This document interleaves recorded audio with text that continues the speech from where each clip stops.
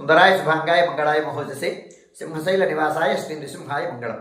శ్రీ శ్రీ శ్రీ వరాహలక్ష్మీ నృసింహస్వామి వారి సన్నిధానంలో శ్రీ విశ్వావసనామ సంవత్సరం దక్షిణాయనం హేమంత ఋతువు పుష్యమాసం పుష్యబహుళ షష్ఠి శుక్రవారం ఉత్తర నక్షత్రం జనవరి 9వ తారీఖు. యథావిధిగా 3 గంటలకు సుప్రభాతం. సుప్రభాతం అయిన తర్వాత ప్రాతరారాధన. ప్రాతరారాధనలో భాగంగా నిత్యవేద పారాయణం, పురుషత్ పారాయణం, ధూపసేవ సమయంలో చతుర్వేద పారాయణం, శ్రీరామాయణం, భారతం, భాగవతం, విష్ణు పురాణం, క్షేత్రమాత్యం, వరాహపురాణం, శ్రీభాష్యం మొదలైన గ్రంథాలన్నీ పారాయణం చేయడానికి ఉపక్రమిస్తారు. అనంతరం బాలభోగ నివేదనం. బాలభోగ నివేదనంతో సమాంతరంగా తిరుప్పావి సేవాకాలం, విశేష సేవాకాలం.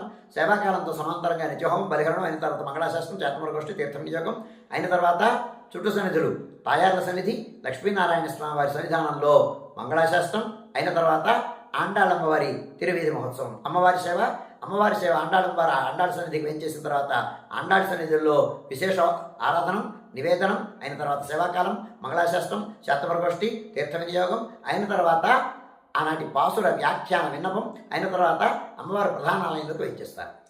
వేంచేసిన తర్వాత వైలారగింపు అయిన తర్వాత ఆళ్వారి సన్నిధిలో విశేష ఆరాధనం, నివేదనం, సేవాకాలం, శాతమరగోష్ఠి, తీర్థ వినియోగం అయిన తర్వాత చుట్టు సన్నిధుల్లో రాజభోగ నివేదనం. రాజభోగ నివేదనం అయిన తర్వాత చుట్టు సన్నిధుల్లో నివేదనం పూర్తి వేసుకున్న తర్వాత మంగళాశాస్త్రం. ఇది అయిన తర్వాత నిన్న రాత్రి పరమపదోత్సవం చేసుకున్నటువంటి పరమపదనాథులు వారు వేంచేస్తారు, హంసమూలకి వేంచేస్తారు. ఆళ్వార్లు పరమపద వాసులు అమ్మవారితో కూడి ఆ బంగారు తొడికినితో పాటు ఆ హంసమూలకు వేయించేస్తారు. హంసమూలకు వేయించేసిన తర్వాత గత 20 రోజులుగా 4000 దివ్య ప్రబంధం పారాయణం చేయడం, సేవాకాలం చేసి విన్నపం జరుగుతోంది. అధ్యయనోత్సవం అంటాం దీన్ని. ఈ అధ్యయనోత్సవం పూర్తవుతుంది. ఇవాటితోటి రాపత్తు పూర్తి అన్నమాట. అది పూర్తయి అక్కడ ఏల్శాత్తు నూత్తందాది షాత్ అంటాం.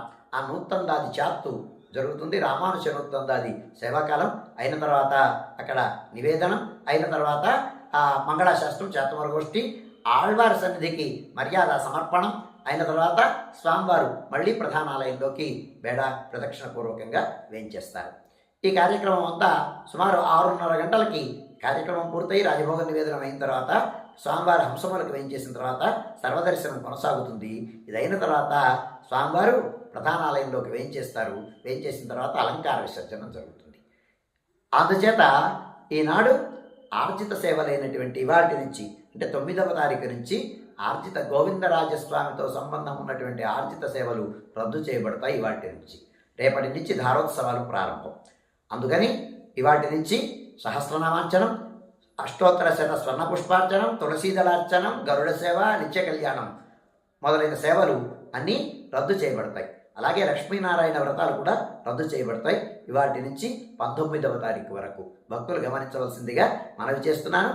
మధ్యాహ్నం 2:30 గంటల వరకు సర్వదర్శనం కొనసాగుతుంది. మధ్యాహ్నం 2:30 గంటల నుంచి 3 గంటల వరకు మధ్యాహ్నం విరామం. ఈ సమయంలో భక్తుల యొక్క దర్శనములు నిలుపుదల చేయడం జరుగుతుంది. మధ్యాహ్నం 3 గంటల నుంచి రాత్రి 7 గంటల వరకు సర్వదర్శనం కొనసాగుతుంది. రాత్రి 7 గంటలకు రాత్రి ఆరాధన, విశేషమైనటువంటి హోమము అయిన తర్వాత మంగళాశాస్త్రం, చాతమరగోష్ఠి అయిన తర్వాత ఏకాంత సేవ, కవాట బంధనంతో ఈనాటి కార్యక్రమం సుసంపన్నమవుతుంది.